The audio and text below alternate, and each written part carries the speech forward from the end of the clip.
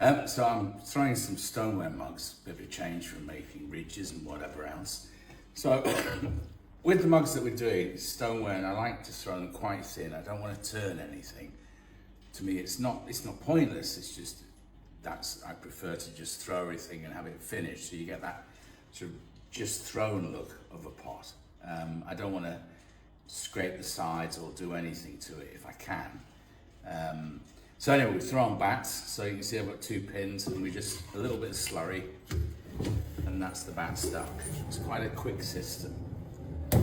So the size of weight we're using for the mugs is it's a 12 ounce.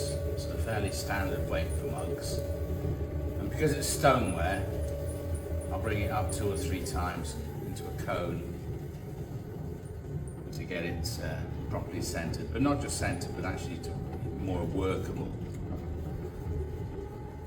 So then compress the base. I usually compress the base about 3 times, and then collaring up.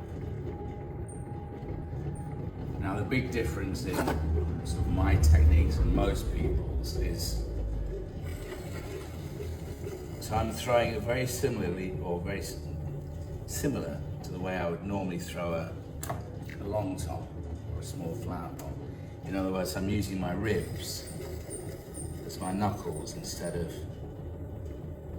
my actual knuckle. So I take the rib like that, and then it's turning, and I'm squeezing the clay between my rib and my finger. I'm not scraping it, so I'm squeezing it.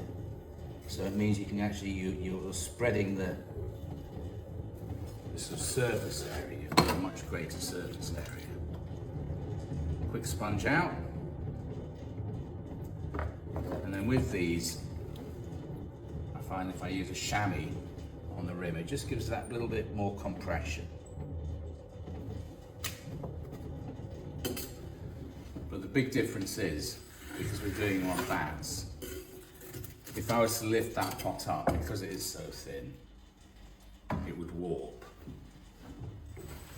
So that's it. So today I'm mainly making ridges.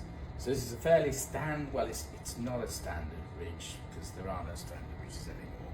So this has come to us, they only want 50, and because we're kind of a small, we use fairly low tech, the technology is very low tech, to the point where we can do jobs like this because we use things like wooden dies. Our machines don't work under the same pressure as more modern extruders. So with this, a wooden die which costs a matter of hundreds, as opposed to thousands for a metal die that would go on the pug mill. So it's I'm using the stupid, which we normally make tiles on, and it's basically an extrusion.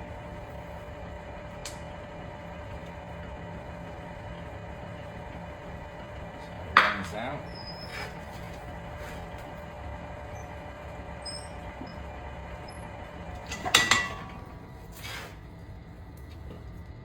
Very manual operations. Everything is hand cut.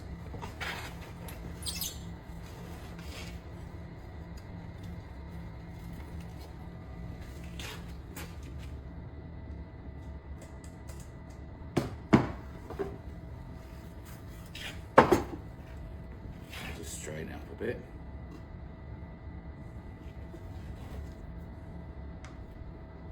We use, you notice the white dust, as it were, so that's chalk, which helps the clay run along the horse. The horse is this tool here, called the horse.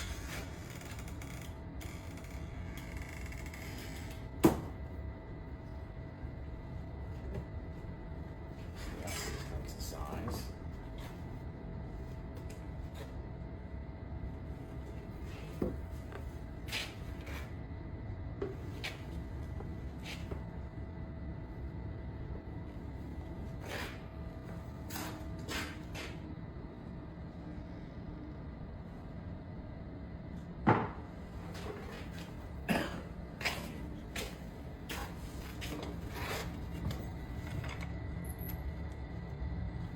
Fairly simple.